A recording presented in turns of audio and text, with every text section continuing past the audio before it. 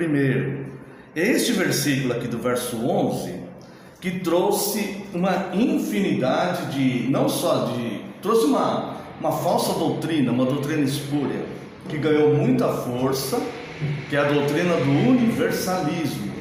Ela nasceu no meio da Igreja Católica Romana e trouxe muitos equívocos também após os ensinos do professor Arminius, né? Que discordou um pouco, tinha uma ideia meio particular da questão da salvação e tal. Então os seus seguidores, eles se apoiavam nesse versículo aqui, e muitos se apoiam até hoje. Mas como que eles se apoiam nesse versículo para defender o universalismo e este pensamento de Armínio, da soteriologia de Armínio? Eles isolam esse versículo de todo o contexto. Quer ver? Vou explicar melhor. Tito 2,11 diz assim: porquanto a graça de Deus se manifestou salvadora a todos os homens. Então eles dizem, aquele movimento do universalismo, que diz que no final todos serão salvos, eles se baseiam aqui, e eles falam assim: não, porque a graça de Deus se manifestou salvadora a todo mundo, a todos os homens, tá? E os seguidores dos discípulos de Armínio, que tiveram aquela ideia particular da soteriologia, eles se baseiam aqui também, dizendo que Cristo morreu por todo mundo e o homem só não vai ser salvo se ele mesmo rejeitar. Ou seja, é o homem que decide salvação ou não, né? Mas só que essas duas doutrinas, elas só conseguem se fundamentar nesse versículo isolado, porque se você for apresentar o contexto, você vai ver que as duas têm por terra. Primeiro, o contexto imediato. Ele começa falando por quanto a graça de Deus. Quando fala por quanto, é que existe uma sequência de pensamentos, né? Por quanto a graça de Deus se manifestou salvadora a todos os homens. Nós estamos lendo aqui do 2 ao 10, está falando várias classes de pessoas, não está falando de todos os indivíduos, está dizendo classes de pessoas. Está falando de homens idosos, mulheres idosas, esposas, jovens, tanto homens como mulheres, servos e pregadores, certo? Porquanto a graça de Deus se manifestou salvador a todos os homens. Ainda dentro do contexto imediato, o que vem a seguir mostra que não são todos os indivíduos, porque olha só o resultado dessa graça que manifestou-se salvador a todos os homens. A graça de Deus se manifestou salvador a todos os homens, educando-nos para que, renegadas a impiedade e as paixões mundanas, vivamos no presente século sensata, justa e piedosamente, aguardando a bendita esperança e a manifestação da glória do nosso grande Deus e Salvador Cristo Jesus. Se fosse no verso 1, se aplicasse a todos os indivíduos do mundo, cada pessoa, certo? Cada pessoa teria que estar enquadrada no verso 2. Essas pessoas seriam então educadas para renegarem a impiedade e as paixões mundanas. Todas as pessoas do mundo fazem isso? Não fazem isso. Quem renega a impiedade, as paixões mundanas e vive no presente século sensata, justa e piedosamente, temos que lembrar do que é do piedoso, né? Porque tem pessoas que fazem caridade. Piedoso é o serviço relacionado a Cristo, tá? Essas pessoas que estarão sendo movidas por esta graça. Não são todas as pessoas do mundo que fazem isso. Vocês estão compreendendo bem o que eu estou dizendo? Então tem um contexto aqui imediato. O que fala antes, está falando de classe de pessoas. Aí ele vai falar que a graça de Deus se manifestou salvador a todos os homens. E esta graça que se manifestou salvador a todos os homens, como? Educando-nos para que, renegadas a impiedade e as paixões mundanas, vivamos no presente século sensata, justa e piedosamente, aguardando a bendita esperança e a manifestação da glória do nosso grande Deus e Salvador Jesus Cristo. Todas as pessoas do mundo estão aguardando, têm essa esperança, estão aguardando isso? Não. Tem muitas pessoas que nem creem nisso, nem creem. tá? E no verso 14 fica mais claro ainda que não se trata de todos os indivíduos do mundo, porque vai falar de exclusividade. Veja o verso 14. Porque o 13 fala: aguardando a bendita esperança, a manifestação da glória do nosso grande Deus e Salvador Jesus Cristo, o qual a si mesmo se deu por nós, a fim de remir-nos de toda iniquidade e purificar para si mesmo um povo exclusivamente seu, zeloso de boas obras. Então veja que este povo é exclusivo. Aqui está falando claramente, sem rodeios, é claro aqui. Isso aqui é claro. Se a pessoa lê sem essa influência do universalismo, do arminianismo, se ela simplesmente lê a Bíblia como está escrito, ela vai chegar à conclusão que existe um povo exclusivo, existe uma exclusividade aqui. Então, o que atrapalha é a pessoa querer explicar de forma humana as doutrinas, mas a própria Bíblia explica a própria Bíblia, né? Então, de fato, se a gente tira o verso 11, dá a impressão que a graça é para todos os homens. Mas não, mas está escrito todos os homens. Mas se você coloca ele dentro do contexto, você vai entender que está falando de classes de pessoas e que existe a graça de Deus que vai fazer isto, educando essas pessoas para renegarem as paixões mundanas, né? E tudo mais, então, a fim de que haja um povo exclusivo. O próprio Cristo se deu para unir para Ele, né? Para resgatar para Ele, tá? Um povo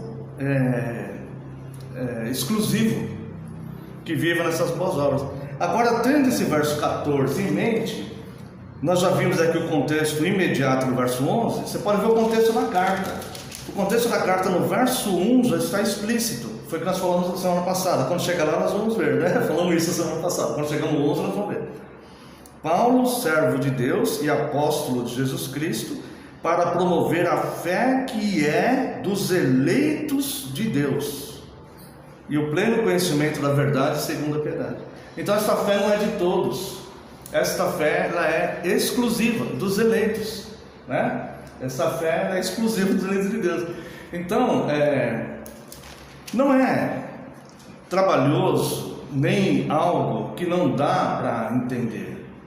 Quando se pega um texto assim, a gente tem que olhar os contextos. O contexto imediato que está falando antes, que está falando depois, para quem que é dirigida a carta, qual que é o contexto da carta e tudo mais, né? Porque a Bíblia é contextual. Que, de fato, irmãos, a maioria das heresias e coisas é tirada da própria Bíblia. Mas por quê? Porque se despreza o contexto, a contextualidade da Bíblia, e pega os versículos isolados, né? E aí vai defendendo ideias, fundamentando ideias, pensamentos em cima de contextos isolados, né?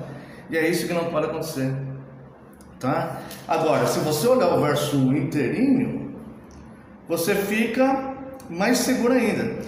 Paulo, servo de Deus e apóstolo de Jesus Cristo, para promover a fé que é dos eleitos de Deus e o pleno conhecimento da verdade segundo a piedade, na esperança da vida eterna que o Deus que não pode mentir prometeu antes dos tempos eternos. Então, algo que já estava determinado, definido por Deus antes dos tempos eternos. E como eu falei semana passada, né? A gente olha e a gente nem sabe quando é isso. A gente não tem essa noção de tempo. Não tem como a gente explicar as coisas de Deus pelo nosso próprio intelecto. Não tem como isso. Como é que, por mais erudito que seja aí um professor, um presbítero, um pastor, né? Por mais títulos acadêmicos que ele tenha, tudo, como é que ele vai explicar em que tempo eram esses tempos eternos aqui, quando Deus prometeu isso? Né? Não dá. Então, a grandeza de Deus é maior. Então, o que nós devemos fazer? O que é sensato e honesto da nossa parte? Deixa a Bíblia responder, porque a Bíblia a Bíblia que é a palavra de Deus, né? Então a própria Bíblia ela vai explicando, porque ela se auto-revela. A Bíblia é a revelação de Deus, né? E o que a Bíblia não fala, a gente não deve ter vergonha nenhuma de dizer não sei, não sei. Ah, mas você não é pastor da igreja? Eu sou, mas se a Bíblia não revela, não tem como eu saber. Por exemplo, eu não sei quando que é esses tempos eternos aqui. Quando que Deus prometeu isso? Antes dos tempos eternos. Deus é autoexistente, né? Então, é isso. Os tempos já são tão eternos, como é que antes dos eternos? Então, né? É tipo, é algum lugar da eternidade, antes de Deus ter criado tudo, entendendo que o tempo de Deus não é um tempo limitado como o nosso, né? Que um dia de 24 horas, coisas assim, com certeza não. E ainda a onisciência de Deus, né? A onisciência de Deus é o que eu sempre falo, para que a gente entenda bem essas doutrinas, é entender que Deus é atemporal. Deus não precisa do nosso tempo para a gente saber as coisas, né? Tem situações que a gente fica esperando para ver o que vai dar, né? Deus não, para Deus está tudo na mesma situação. E outra, Ele é onisciente, Ele simplesmente sabe tudo. Ele sabe todas as coisas, então, né? Ele pode fazer isso nos tempos eternos, né? Agora, uma pessoa como a gente, até criei um exemplo, né? Imagina uma pessoa como nós somos, tá? Não onisciente, mas como somos, mas que tivesse o poder de Deus de determinar coisas. Nós cometeríamos injustiça, porque nós teríamos o poder de determinar, mas nós não teríamos onisciência. Então nós cometeríamos injustiça. Mas Deus não comete injustiça, porque Ele tem o poder para determinar, mas Ele é onisciente, então, e Ele é regido pela vontade dEle, que é boa, perfeita e agradável. Então não cabe esse pensamento que as pessoas falam assim, então Deus é injusto. Não, Deus não é injusto, é porque Ele não é como um homem, como um de nós. Nós cometeríamos injustiça até sem querer, até tentando fazer o certo, a gente ia cometer uma injustiça em alguma coisa, porque a gente não consegue entender a intenção das pessoas, a gente não consegue entender nada direito, né? A gente conhece alguma coisa só. Agora Deus não, Deus tem uma onisciência total. E Ele tem o poder de determinar. E Ele é regido pela sua vontade. E a sua vontade é boa, perfeita e agradável. Então, nós simplesmente confiamos em Deus e descansamos nele, né? Agora, comparar Deus com o homem, então Deus seria injusto, porque se Deus fizesse isso. Não, tudo pertence a Deus, né? Como Paulo fala, não teria o oleiro autoridade sobre o, né? E Paulo fala, né, como Deus falou para Moisés, Paulo fala na carta aos Romanos, como Deus falou a Moisés, terei misericórdia de quem quiser ter misericórdia, de quem reprover, e não terei de quem não quiser ter, porque a vontade dele é boa, perfeita e agradável, não vai haver injustiça, de jeito nenhum, por mais difícil que seja para a gente entender, né? Mas voltando aqui ao nosso estudo aqui, certamente o verso 11, ele não pode fundamentar a doutrina do universalismo que surgiu no seio da Igreja Católica Romana. Não vai fundamentar, tá? Por que não vai fundamentar? Porque ele não está sozinho aqui. Ele tem um contexto imediato anterior, posterior, e tem um contexto da carta, para quem quer dirigir a carta. Então ele não pode se fundamentar. E o pensamento dos seguidores de Armínio também não pode se fundamentar aqui, porque teria que excluir todo o contexto, o anterior, o posterior e o contexto na carta.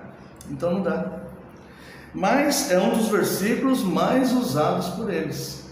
Simplesmente é um conjunto de versículos tirados daqui, tirados dali, que vão formar a teologia deles. E eu não falo por mal, nem estou defendendo igreja, homem, pessoas, não. Eu estou defendendo as escrituras. A minha proposta é só o que a escritura ensina, texto com texto, né? Fica nas escrituras que vai dar certo. Depois vem o verso 15. Diz estas coisas, exorta e repreende, também com toda autoridade, ninguém te despreze, tá? Só vou fazer uma parte aqui. Quando fala aqui no verso 14, vai falar de um povo exclusivamente seu, né? Se todos nós, se todas as pessoas do mundo estivessem sendo alcançadas por esta graça, haveriam pessoas condenadas ao inferno que não estariam no meio desse povo excluído, com os pecados expiados por Cristo. Aí sim seria uma injustiça.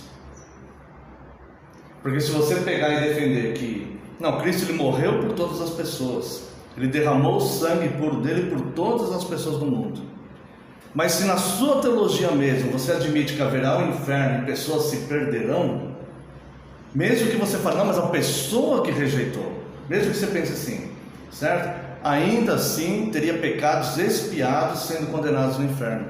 Ou seja, o sacrifício de Cristo teria sido insuficiente e aí haveria uma injustiça, porque o pecado que já foi pago estaria sendo condenado de novo lá no inferno. Então realmente não tem como sustentar, tá bom? E no verso 15, né, que é o último